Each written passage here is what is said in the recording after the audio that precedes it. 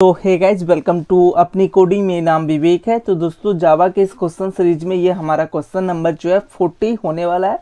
और आज के इस वीडियो में हम बात करेंगे फाइंड यूनिक के इस क्वेश्चन के बारे में। सो हम समझेंगे कि क्वेश्चन क्या कहता है, उसके बाद इसका अप्रोच क्या होने वाला है, और आफ्टर दैट हम अपनी जावा कंपाइलर की ओर बढ़ेंगे और वहाँ पे इस क्वेश्चन के लिए हम कोड लिखेंगे। जो हमारा ये क्वेश्चन है, इसको हम 2 वे से करने जा रहे हैं। इसमें हम कई सारे वे से इस क्वेश्चन को सॉल्व कर सकते हैं, लेकिन हम 2 तरीकों से इस क्वेश्चन को सॉल्व करना सिखाएंगे। जो हमारा दूसरा तरीका है वो थोड़ा सा लॉजिकली है और उसको हमें समझना बहुत ही ज़रूरी है, क्योंकि उसमें हम 3 से 4 लाइन का कोड लिखेंगे। ओवरऑल मेरा काम हो जाएगा, लेकिन उस 3 से 4 लाइन का जो कोड होगा उसके पीछे मुझे कुछ लॉजिक लगाना होगा। सो वो लॉजिक को समझेंगे और क्या कहता है वो लॉजिक, वो हम सेकेंड हाफ में डिस्कस करेंगे। सबसे पहले हम समझते हैं कि क्वेश्चन क्या कहता है। सो फाइंड यूनिक के अंदर आपको एक एरे मिलेगा और इस एरे में आपको ये कंफर्म है कि जो एलिमेंट है वो 2 टाइम्स रिपीट हो रहा है, और एक ऐसा एलिमेंट है जो कि रिपीट नहीं हो रहा है। तो उस एलिमेंट को आपको फाइंड करना है। यहाँ पे आप इस एरे को ध्यान से देखो तो यहाँ पे starting index that means 0 index पे 2 है। तो ये 2 एक यहाँ है, एक 2 यहाँ है। दैट मीन्स ये यूनिक नहीं है। यूनिक कहने का क्या मतलब कि पूरे एरे में वो एलिमेंट एक ही हो, उसके अलावा कहीं भी नहीं हो। हम 3 के लिए चेक करेंगे तो 3 भी यहाँ पे भी है, ये भी यूनिक नहीं है। सो 1 के लिए चेक करेंगे तो 1 के लिए हमें कहीं पे भी एरे में कोई एलिमेंट नहीं मिल रहा है। सो हमारा जो आंसर होगा इस एरे के लिए यूनिक एलिमेंट वो क्या होगा, 1 होगा। तो ये क्वेश्चन है, बेसिक सही क्वेश्चन है। और अगर पूरे एलिमेंट को हम ट्रैवर्स कर जाते हैं और मेरे को यूनिक एलिमेंट नहीं मिला, लेट्स से कि यहाँ पे कुछ एरे इस तरीके का होता है कि इसमें 1 भी होता है, यहाँ पे 1 भी होता है, तो मेरे पास कोई भी यूनिक एलिमेंट नहीं है।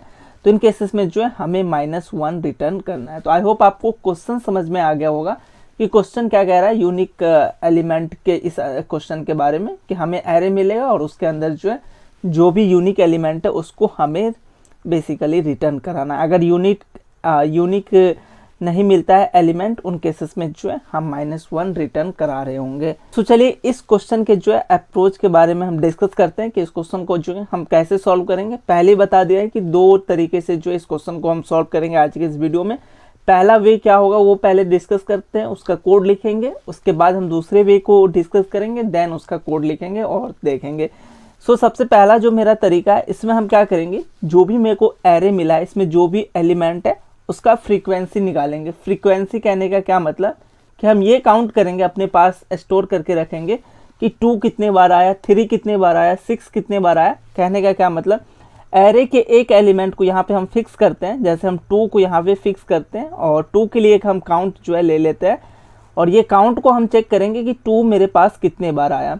तो यहाँ पे चेक करेंगे तो एक 2 यहाँ है, और आगे हम चेक करेंगे तो हमें एक और 2 मिला। डेट मीन्स मेरा काउंट 2 हो गया। सेम उसी तरीके से हम 3 के लिए चेक करेंगे तो 3 के लिए भी मेरे पास एक काउंट होना चाहिए। तो काउंट हम चेक करेंगे, 3 यहाँ से आगे का नहीं बल्कि मेरे यहाँ से स्टार्ट होगा, 0 इंडेक्स से होगा। हो सकता है कि 3 पीछे भी हो। जैसे अगर मान के चलिए हम इस 3 के लिए चेक करेंगे तो हमारे पास ये वाला भी 3 ऐड होगा। ओके, तो ऐसा भी हो सकता है कि एक केस ऐसा हो कि 3 इससे पीछे भी हो, तो हम पीछे से भी ट्रेवर्स करेंगे। सो हमारा यहाँ पे 3 के लिए काउंट क्या आने वाला है, 2 आने वाला है। 1 के लिए हमारा काउंट क्या आने वाला है, 1 आने वाला है। 6 के लिए मेरा काउंट क्या आने वाला है, 2 आने वाला है। और 3 के लिए हमने आई थिंक ऑलरेडी निकाल रखा है, 6 के लिए भी हमने ऑलरेडी निकाल रखा है, और मैंने 2 के लिए भी ऑलरेडी निकाल रखा है। सो जब हम काउंट निकाल लेते हैं तो हमें ये चेक करना है कि हमारा जो काउंट है उसमें काउंट का वैल्यू 1 किसका है। जिसका काउंट का वैल्यू 1 होगा वही मेरा यूनिक एलिमेंट होगा। कहने का क्या मतलब, वही एक ऐसा एलिमेंट है जो कि मेरे एरे में एक बार ही आया है। बाकी सारे एलिमेंट जिसका काउंट एक नहीं है वो हमारा रिपीट हुआ है। उन केसेस में वो तो मेरा आंसर होना नहीं है। ये होगा, ये जहाँ पे मेरा काउंट 1 होगा वो एलिमेंट कौन सा है, उस एलिमेंट को बेसिकली हम रिटर्न करा रहे होंगे। और अगर ऐसा नहीं होता है कि मेरा काउंट कहीं पे भी 1 नहीं आता है, उन केसेस में हम -1 रिटर्न कराएंगे। कहने का मतलब हमें यूनिक एलिमेंट नहीं मिला। तो बहुत ही आसान तरीके से इसको हम सॉल्व कर सकते हैं। एक फॉर लूप हमारा चलेगा जो कि हम सारे एलिमेंट को 1 बाय 1 चेक करेंगे। तो एक फॉर लूप ऐसा होगा जिसमें जो है हम 2 के लिए काउंट निकालेंगे, उसके बाद 3 के लिए काउंट निकालेंगे, 1 के लिए काउंट निकालेंगे। तो एक फॉर लूप मेरा ये होगा जिसमें जो है हम अपना काउंट कैलकुलेट करेंगे। एक और फॉर लूप हम लगाएंगे, नेस्टेड फॉर लूप हम यूज कर रहे हैं। सो उसमें दूसरे फॉर लूप के अंदर हम क्या करेंगे, हम चेक करेंगे कि हमारे पास जो है काउंट कितने बार आया है।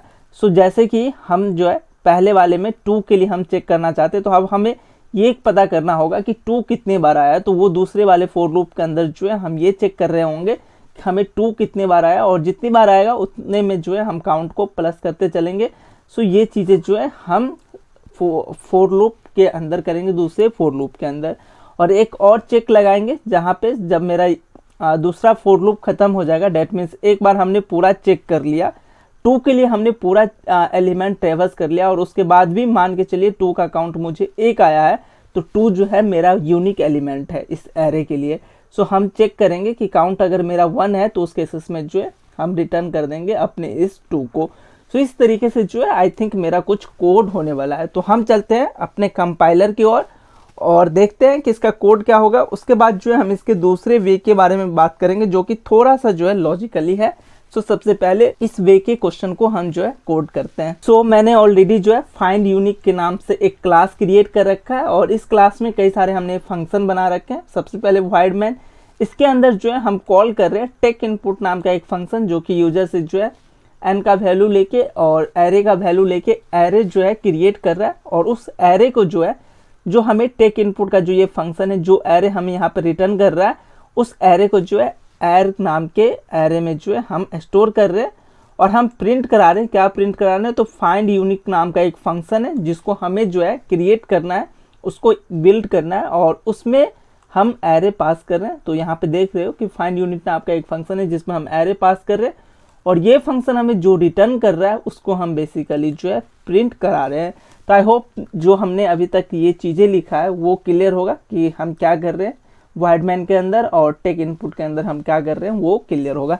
चलिए मेरा काम क्या है कि फाइंड यूनिक के इस फंक्शन को जो है बिल्ड करना। तो सबसे पहले हमें नेस्टेड फॉर लूप चलाना होगा। फॉर लूप हम चलाएंगे इंटीजर i इक्वल टू 0 से जो है स्टार्ट होगा, और कहाँ तक चलेगा, एरे के लेंथ तक चलेगा। सो एरे डॉट लेंथ, और इसमें क्या करेंगे i प्लस प्लस। तो ये मेरा जो है, अच्छा ये जो मैं फॉर लूप यूज कर रहा हूँ ये किसके लिए यूज कर रहा हूँ, तो आई थिंक जो है हम आइट्रेट कर रहे हैं अपने एरे के सारे एलिमेंट को। सो ये मेरा फॉर लूप जो होगा, मैं साथ के साथ लिखते भी चल रहा हूँ ताकि कंफ्यूजन ना हो। तो आइट्रेट ओवर एवरी एलिमेंट। सो ये मेरा फॉर लूप जो है सारे एलिमेंट को आइट्रेट करेगा। और दूसरा जो मेरा फॉर लूप है जिसमें जो है हम अपना काउंट कैलकुलेट करेंगे। सो सबसे पहले जो है हमें अपने काउंट को जो है यहाँ पे इनिशियलाइज करना होगा। सो यहाँ पे मैं अपना इनिशियलाइज करूँगा काउंट को, तो यहाँ इनिशियलाइज काउंट टू 0 ये लिख दे रहा हूँ। यहाँ से हमें ये आइडिया लगेगा कि यहाँ पे मैं अपना काउंट को जो है सेट कर रहा हूँ।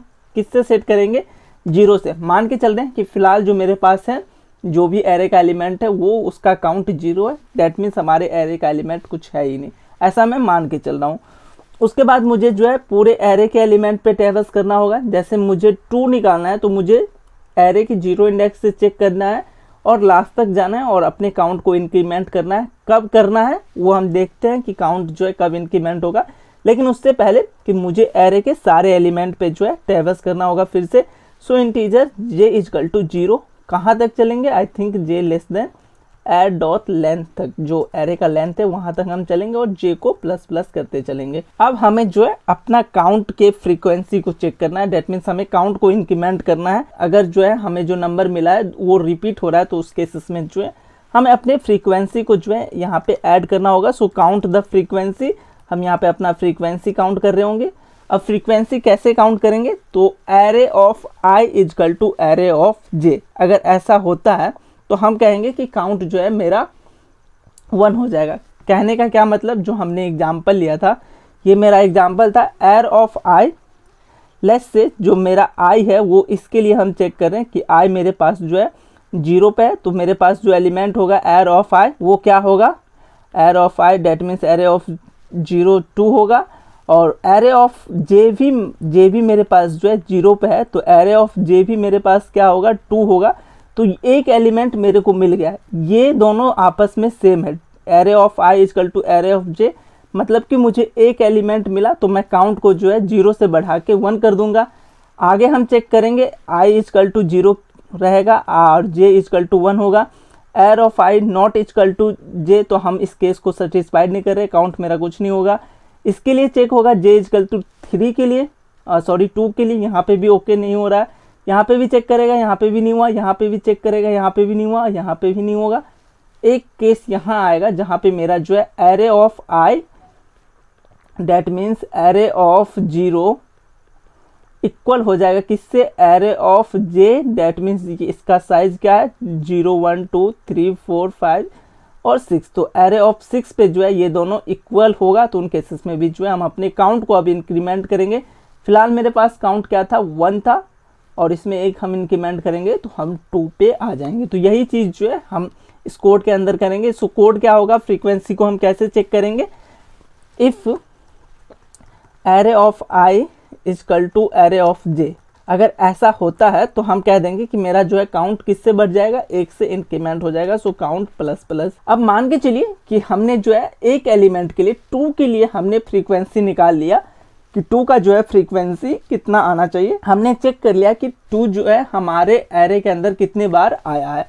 अगर एरे के अंदर जो है 2 एक बार ही आया तो वही मेरा जो है यूनिक एलिमेंट होगा। सो हमारा जब एक बार सेकेंड वाला जो इनर फोर लूप है वो जहाँ पे ख़त्म होगा, उसके बाद हम एक और चेक लगाएंगे। क्या चेक होगा मेरा, कि अगर काउंट जो है मेरा अगर 1 रह जाता है, काउंट अगर 1 है दैट मीन्स वो एलिमेंट एक बार ही है हमारे एरे में यूनिक एलिमेंट है, तो हम उस एलिमेंट को क्या करेंगे, रिटर्न कराएंगे। तो वो एलिमेंट मेरा क्या होगा, जैसे हम 2 के लिए चेक कर रहे हैं तो 2 जो है फिलहाल मेरा वो एलिमेंट है और वो 2 मेरा कौन से इंडेक्स पे है, तो 0 इंडेक्स पे। तो कहने का क्या मतलब, एरे ऑफ i पे जो है वो मेरा इन एलिमेंट होगा। सो मैं यहाँ से एरे ऑफ i के इस एलिमेंट को रिटर्न कर रहा हूँ। अगर ऐसा नहीं होता है कि आपने पूरे एलिमेंट को ट्रैवर्स कर लिया, पूरे एलिमेंट को आपने चेक भी कर लिया, कहीं पे भी आपको यूनिक एलिमेंट नहीं मिला, उन केसेस में जो है आप रिटर्न करोगे क्या, -1। नो यूनिक एलिमेंट फाउंड, उन केसेस में जो है यूनिक एलिमेंट फाउंड, उन केसेस में -1 रिटर्न कर रहे हैं। और यहाँ पे जो है हम 1 चेक करेंगे कि अगर काउंट जो है काउंट इजकल टू 1 हो जाए, उन केसेस में जो है हम अपना आंसर को रिटर्न करा रहे होंगे। तो आई होप आपको ये कोड जो है क्लियर होगा, इसमें कोई भी डाउट नहीं है। चलिए जस्ट इसको हम रन करके देखते हैं कि मेरा एक्सपेक्टेड आउटपुट जो था, जो हमने ड्राई रन के थ्रू देखा था, वो यहाँ पे आ रहा है या नहीं। सो जो मेरा टेक इनपुट नाम का एक फंक्शन है, उसमें हम सबसे पहले क्या करते हैं कि n का वैल्यू डालते हैं कि कितने लेंथ का हमें जो है एरे क्रिएट करना है। लेट्स से जो मैं एरे क्रिएट कर रहा हूँ 7 लेंथ का है और उसके बाद जो है हमें वो 7 एलिमेंट जो है अपने एरे के लिए फिल करना होगा। तो वो 7 एलिमेंट लेट्स से 2 3 1 6 3 6 और 2 जो हमने एग्जाम्पल देखा था उसी का ले लेते हैं। इसका आंसर 1 होना चाहिए, तो यहाँ पे जो है एक्यूरेट आंसर 1 आ रहा है। तो आई होप हमने जो अभी कोड लिखा है, ये कोड जो है पहला जो वे है वो क्लियर होगा। चलिए अब हम इनके दूसरे वे, जिसमें हम जो है 2 से 3 लाइन का कोड लिखेंगे और मेरा ओवरऑल जो है काम करके दे देगा।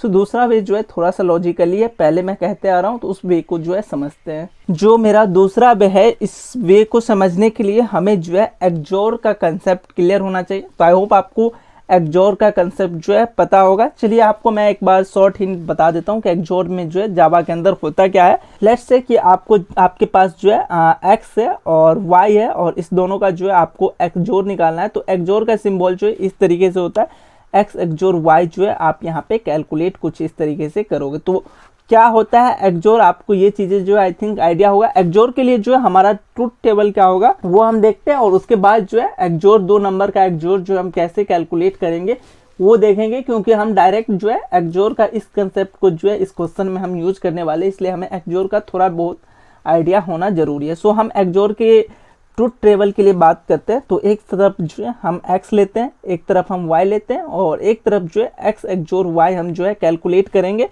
अगर मेरा x ट्रू हो और y भी जो है अगर ट्रू हो, इन केसेस में मेरा x एक्सोर y जो है क्या आएगा, ट्रू आएगा। और अगर मेरा x जो है ट्रू हो और ये एक फॉल्स हो, y जो है मेरा फॉल्स हो, तो मेरा जो एक्सोर है वो भी फॉल्स आएगा। और अगर एक्सोर फॉल्स हो, एक्स फॉल्स हो, y जो है ट्रू हो, तो एक्सोर भी जो है मेरा फॉल्स आएगा। दोनों अगर फॉल्स हो तो उन केसेस में जो है एक्सोर मेरा ट्रू आएगा। कहने का क्या मतलब, एक्सोर जो है एक ही केसेस में जो है ट्रू आएगा। वो केस क्या होगा, एक्स और वाई दोनों सेम हो, या तो दोनों ट्रू ट्रू हो या दोनों जो है फॉल्स फॉल्स हो, तो उन केसेस में मेरा जो एक्सोर का वैल्यू आएगा वो ट्रू ट्रू आएगा, अदरवाइज दोनों पे जो है फॉल्स आएगा। तो आई होप ये चीज़ें जो है ट्रूथ टेबल आपको याद होगा, एक्सोर को लेके जो है हमने डिस्कस करा था। जस्ट इसी एक्सोर के इस कंसेप्ट को जो है हम 0-1 के थ्रू में जो है डिस्कस करना चाहते हैं। तो ट्रू के लिए हम 0 यूज करते हैं और फॉल्स के लिए जो है हम 1 यूज करते हैं। सो यहाँ पे x अगर ट्रू है तो 0, y भी ट्रू है तो 0, तो आंसर मेरा क्या आना चाहिए, 0 आना चाहिए। True that means 0, false that means 1, तो आंसर मेरा जो है 1 आना चाहिए। 1 हम फॉल्स के लिए यूज करेंगे और जो है 0 मेरा ट्रू के लिए। 1 0 इसका आंसर क्या आएगा, 1 आएगा, और फॉल्स दैट मीन्स 1 1 इसका आंसर जो है क्या आने वाला है, 0 आने वाला। तो ये जो है मेरा ट्रूथ टेबल होता है एक्सोर के लिए। अब इस एक्सोर के कंसेप्ट को हम कैसे समझेंगे, थोड़ा बहुत तो आपको आइडिया लग गया होगा कि हम इसका ट्रूथ टेबल जो है वो कैसे निकाले हैं, वो थोड़ा बहुत आपको आइडिया होगा। अब मान के चलते हैं कि हमें जो है 5x का वैल्यू 5 मिल गया और y का वैल्यू हमें 7 मिल गया, और हमें कह रहा है कि x एक्सोर y का वैल्यू कैलकुलेट करना है कि इसका वैल्यू क्या होने वाला है। हम कैसे कैलकुलेट करेंगे, तो हम इसको कुछ इस तरीके से कैलकुलेट करते हैं कि 5 का जो हमारा बाइनरी रिप्रेजेंटेशन है वो हम लिखते हैं। तो 5 का बाइनरी रिप्रेजेंटेशन क्या होगा, 0 1 0 1, तो ये मेरा बाइनरी रिप्रेजेंटेशन हो गया 5 का। 7 का बाइनरी रिप्रेजेंटेशन अगर हम चेक करें तो क्या होगा, 0 1 1 1। अब हम जो है इस दोनों का एक्सोर निकालेंगे, दैट मीन्स 5 एक्सोर 7 हम यहाँ पे कैलकुलेट करेंगे। 1 1 दोनों अगर 1 1 हो, इस वाले केस को हम देख रहे हैं, तो मेरा आंसर क्या आने वाला है, x एक्सोर y 0 आएगा, सो यहाँ पे 0 हो जाएगा। 0 1 दैट मीन्स जो है ये वाला केस हम देख रहे हैं, तो आंसर मेरा क्या आएगा, 1 आएगा, सो यहाँ पे जो है 1 हो जाएगा।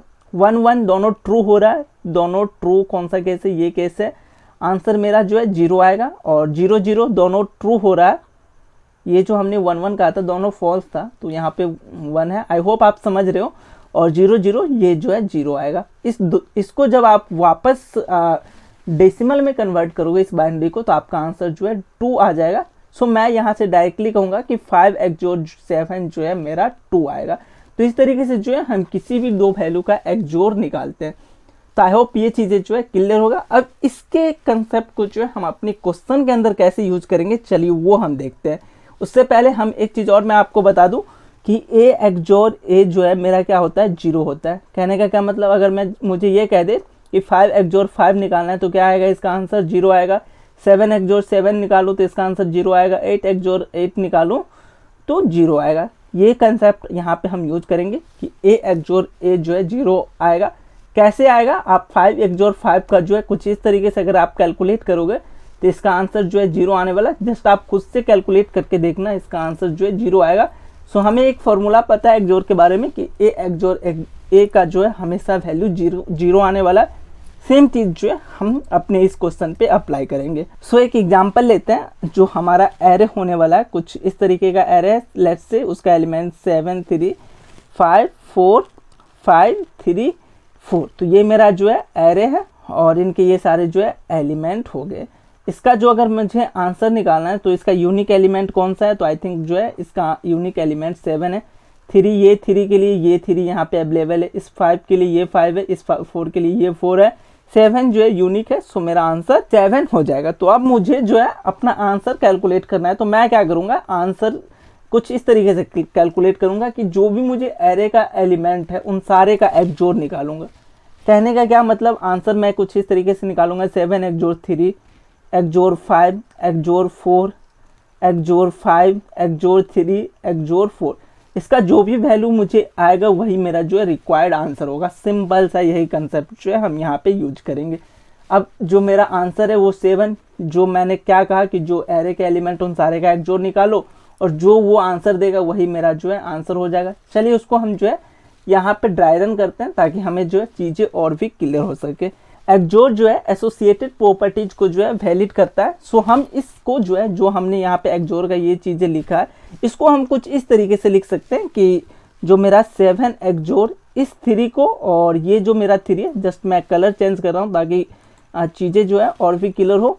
सो ये जो मेरा 3 है और ये जो मेरा 3 है, इसको हम इकट्ठे लिख लेते हैं। तो 3 एक्सोर 3 उसके बाद फिर मैंने एक जोड़ दिया। इस 5 को, चलिए 5 से पहले मेरे पास 4 है, तो इस 4 को जो है हम इकट्ठे लिख लेते हैं। तो 4 एक जोड़ 4 और ये 5 और ये 5, इसको जो है हम एक जोड़ के साथ इकट्ठे लिख लेते हैं। जैसे हमारा मैथ में क्या होता है, सॉरी सम में क्या होता है कि हम आगे पीछे लिखते हैं ब्रैकेट में या कुछ भी, तो वो आंसर कभी भी गलत नहीं देता। सेम इसी तरीके से जो है हम एक जोड़ के अंदर भी जो है लिख सकते हैं। अभी हमने कुछ देर पहले डिस्कस करा था कि ए एक जोड़ ए का जो वैल्यू होगा वो 0 होगा। सो यहाँ से जो है इसका अगर मैं आंसर निकालूँ 3 एक जोड़ 3 का, तो इसका आंसर क्या आएगा 0, 4 एक जोड़ 4 का 0 और 5 एक जोड़ 5 का आंसर 0। सो क्या आ जाएगा मेरा आंसर 7 एक जोड़ 0 एक जोड़ 0 एक जोड़ 0। इस दोनों का आंसर जो है यहाँ से 0 आएगा और इस दोनों का आंसर जो है यहाँ से 0 आएगा। तो ओवरऑल मेरे पास क्या बचेगा 7 एक जोड़ 0। अब किसी भी नंबर के साथ अगर आप एक जोड़ 0 निकाल दो, डेट मीन्स ए एक जोड़ अगर आप 0 निकाल दो तो ए आएगा। इसको आप एग्जाम्पल के थ्रू जो है खुद से करके देखना। जैसे हम यहाँ पे 7 ले रहे हैं तो 7 का बाइनरी रिप्रेजेंटेशन लेना और 0 का बाइनरी रिप्रेजेंटेशन लेना, दोनों का जो है एक जोड़ निकालना, आपको आंसर मिलेगा कि 7 जो है यहाँ पे आएगा। सो मेरा जो है 7 एक जोड़ 0 7 आएगा और यही मेरा रिक्वायर्ड आंसर था जो कि मैंने पहले निकाला था। तो ये बहुत ही कमाल का कंसेप्ट है। इस कंसेप्ट को जो है आई थिंक आपको यूज करना चाहिए इस तरीके के क्वेश्चन में। तो आई होप आपको क्वेश्चन जो है क्लियर होगा। क्या कर रहे हैं हम एक जोड़ कैलकुलेट कर रहे हैं सारे एलिमेंट को और जो मेरा आंसर है उसको हम रिटर्न कर रहे हैं। जस्ट हम चलते हैं अपने कंपाइलर के और जो मेरा 2 से 3 लाइन का कोड है उस कोड को लिखते हैं। सो हमने इससे पहले जितने भी चीज़ें यहाँ पे लिखा था, जस्ट इसको चलिए इसको एक हम न्यू फंक्शन ही क्रिएट कर लेते हैं। जस्ट यहाँ से कॉपी पेस्ट और जो मेरा फाइंड यूनिक है इसका नाम जो है हम 1 डाल देते हैं और वो मेरा जो है मेन फंक्शन हो जाएगा। ओके, जिसको हम जो है मेन के अंदर कॉल कर रहे हैं। तो आई होप ये चीज़ें जो है क्लियर होगा। सबसे पहले हमें अपना आंसर कैलकुलेट करना है। सो हम आंसर जो है यहाँ पे ले लेते हैं और आंसर में मैं क्या कर रहा हूँ कि एरे का जो 0 इंडेक्स पे जो भी वैल्यू है, कोई भी एरे मिला है उसके 0 इंडेक्स पे जो वैल्यू है उसको मैं फिलहाल जो है अपना आंसर मान के चल रहा हूँ। सो मैं एरे ऑफ 0 यहाँ पे अपना आंसर मानूंगा और मैं फॉर लूप अप्लाई करूंगा एरे के सारे एलिमेंट पे ट्रैवर्स करने के लिए। तो 0 को हमने अपने आंसर के अंदर ऑलरेडी जो है स्टोर करके रख लिया है, इसलिए मेरा जो लूपिंग स्टार्ट होगा वो फर्स्ट इंडेक्स से होगा, ना कि 0 से। सो हम आई से स्टार्ट करेंगे, कहाँ तक चलेंगे, एरे के लेंथ तक चलेंगे। सो एड डॉट लेंथ और आई प्लस प्लस जो है हम करते चलेंगे। इसके अंदर हम क्या कर रहे हैं कि जो मेरे पास आंसर है उस आंसर को हम अपडेट कर रहे हैं किससे, आंसर एक जोड़ एरे ऑफ आई के साथ जो है हम इसको अपडेट कर रहे हैं। और जब मेरा पूरे एरे का एलिमेंट ट्रैवर्स हो जाएगा उन केसेस में मेरे पास जो है क्या होगा, मेरा खुद का जो है आंसर होगा स्टोर, तो उसको जो है हम यहाँ पे बेसिकली रिटर्न कर रहे होंगे। सो आंसर को यहाँ पे रिटर्न कर देंगे। सो ये 2 से 3 लाइन का कोड है, बहुत ही बेसिक चीज़ें हैं, लेकिन इसके अंदर जो है हम कौन सा कंसेप्ट यूज कर रहे हैं वो चीज़ें क्लियर होना बहुत ही ज़रूरी है। अगर वो चीज़ें आपको क्लियर है तो ये 3 लाइन का कोड आपको आसानी से समझ में आया होगा। सो जस्ट इसको जो है हम रन करके देखते हैं कि मेरा रिक्वायर्ड आउटपुट सही आ रहा है कि नहीं।